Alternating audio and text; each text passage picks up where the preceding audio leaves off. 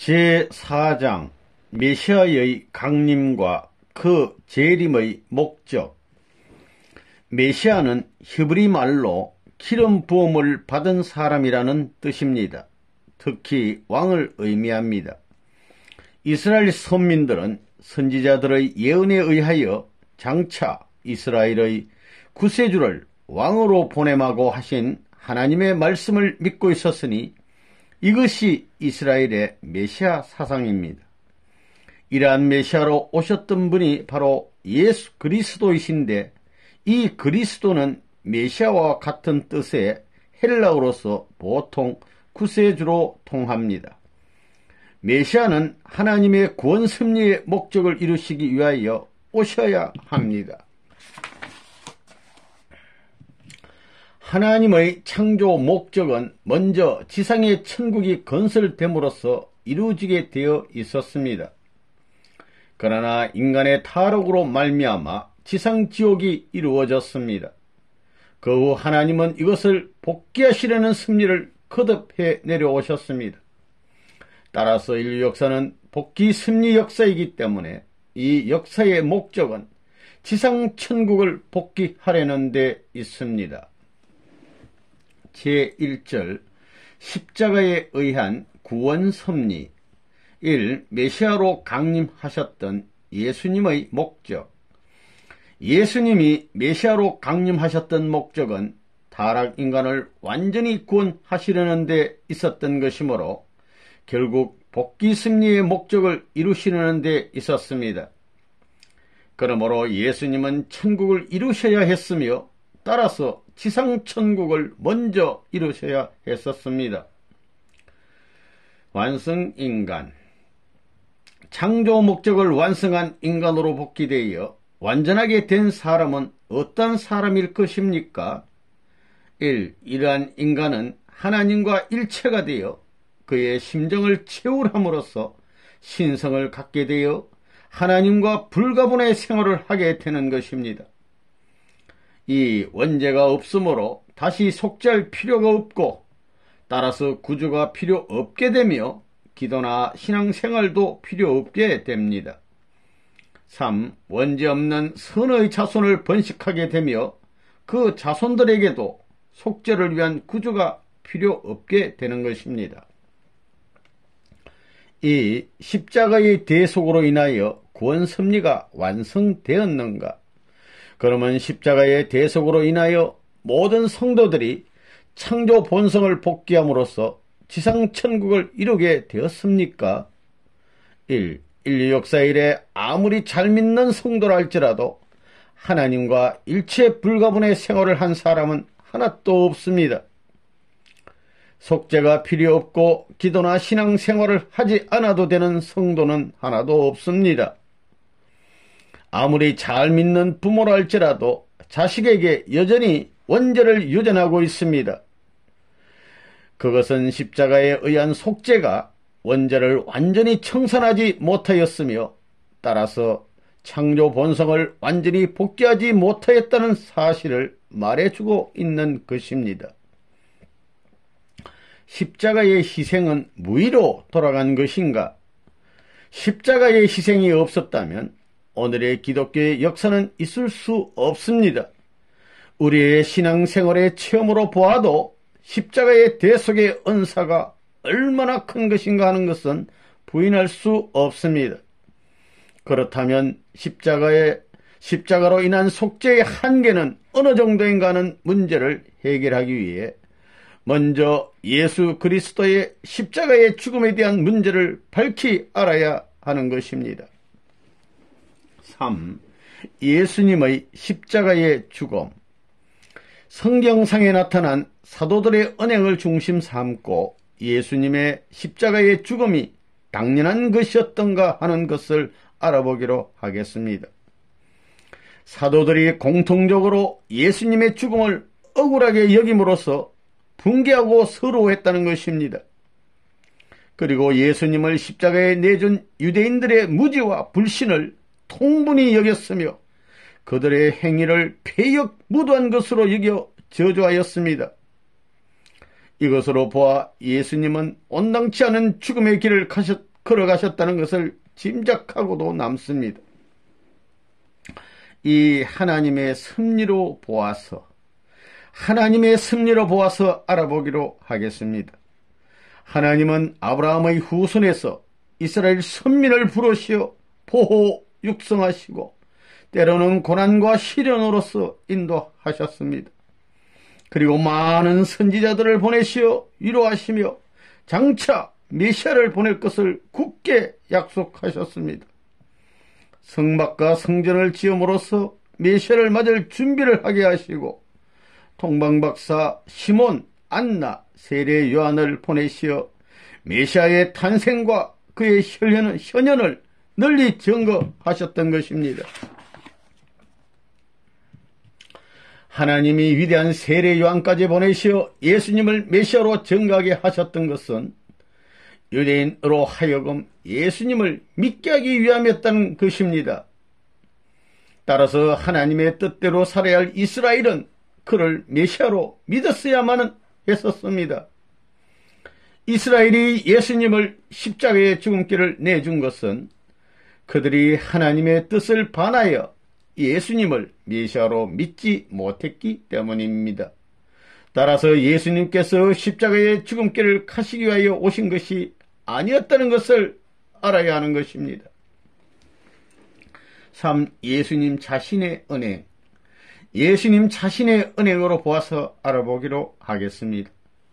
예수님은 유대인들로 하여금 자기를 메시아로 믿을 수 있도록 은행하셨습니다. 요한복음 6장 29절에 제자들이 어떻게 하면 하나님의 일을 할 수 있을 것인가고 물었을 때 하나님이 보내신 자를 믿는 것이 하나님의 일이니라고 대답하셨습니다. 그뿐 아니라 마태복음 23장 37절을 보면 예수님은 예루살렘아 예루살렘아 선지자들을 죽이고 너에게 파송된 자들을 돌로 치는 자여 암탉이 그 새끼를 날개 아래 모음같이 내가 너희 자녀를 모려한 일이 몇 번이냐. 그러나 너희가 원치 아니하였도다 라고 그들의 완고와 불신을 한탄하셨습니다. 예수님은 유대인들의 불신을 돌이키시기 위하여 얼마나 많은 기적과 이적과 기사를 보여주셨습니까? 그러나 그들은 그 놀라운 일들을 보면서도 예수님을 바알세불이 접한 자라고 비난하였던 것입니다. 이에 예수님은 요한복음 10장 38절에 나를 믿지 아니할지라도 그 일을 믿으라. 그러면 너희가 아버지께서 내 안에 계시고 내가 아버지 안에 있음을 깨달아 알리라고 말씀하셨습니다. 이스라엘로 하여금 그를 믿게 하는 것이 하나님의 뜻이었기 때문에 예수님 자신도 이와 같이 저들에게 자기를 믿을 수 있도록 은행하셨던 것입니다. 위에서 논증한 모든 사실로 보아 예수님의 십자가의 죽음은 하나님의 예정에서 온 필연적인 것이 아니라 유대인들의 무지와 불신의 결과로 온 것임을 알 수 있습니다. 그러므로 고린도전서 2장 8절에 이 죄는 이 세대에 커너니 하나도 알지 못하였나니 만일 알았더라면 영광의 주를 십자가에 못 박지 아니하였으리라고 증거했던 것입니다. 유대 민족의 세망과 성도들의 고난으로 보아 예수님이 돌아가신 후 이스라엘 서민이 쇠망한 것을 보아도 예수님은 유대인들의 불신으로 말미암아 십자가에 돌아가셨다는 것을 알 수 있습니다.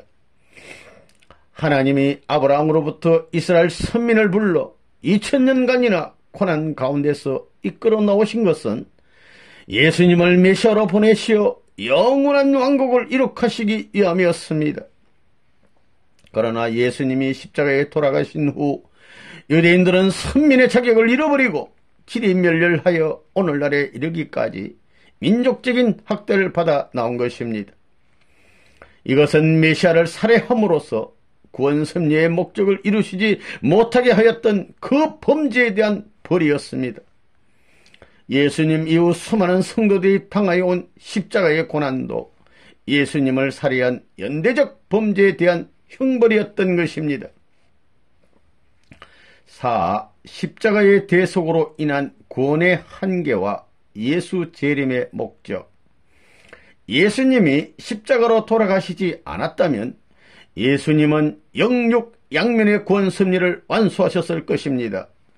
그리하여 그는 영원토록 소멸되지 않는 지상천국을 건설하셨을 것입니다. 하나님은 인간을 창조하실 때 흙으로 육신을 창조하시고 그 위에 생기를 불어넣어 생명이 되게 하셨다고 했습니다.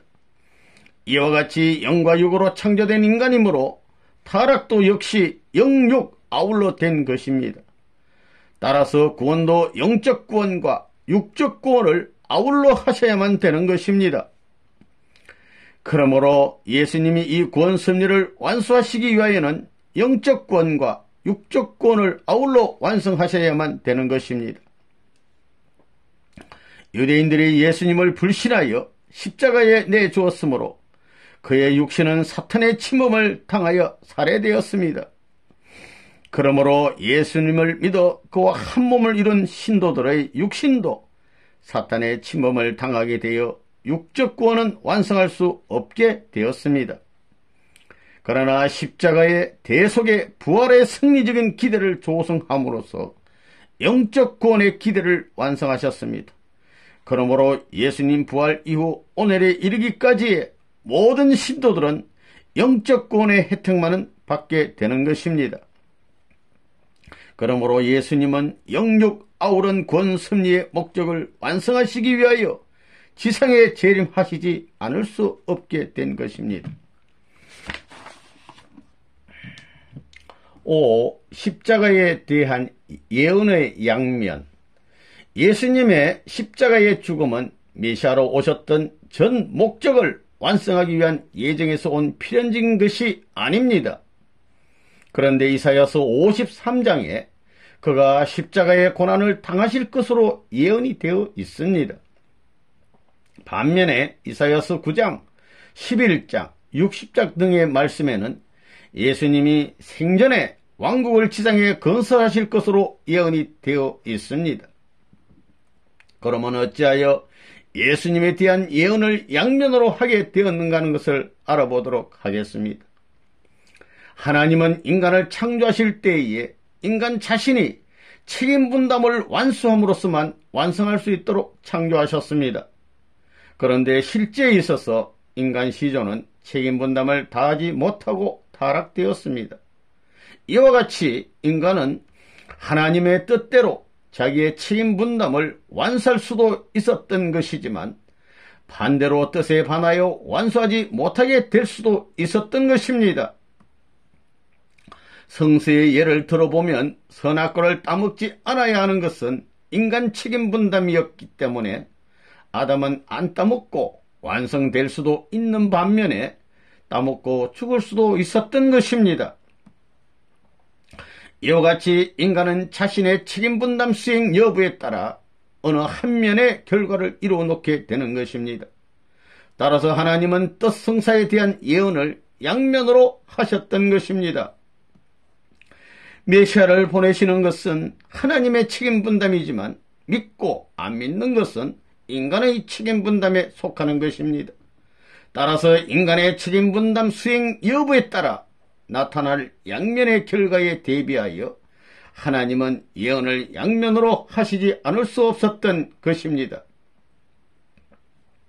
이후 십자가의 죽음이 필연적인 것처럼 기록되어 있는 성구. 마태복음 16장 23절에 예수님께서 십자가의 고난을 예언하실 때에 이것을 만류하는 베드로를 보시고 사탄아 내 뒤로 물러가라고 하신 책망하신 것으로 미루어 그의 십자가의 죽음이 필연적이었던 것처럼 느껴집니다.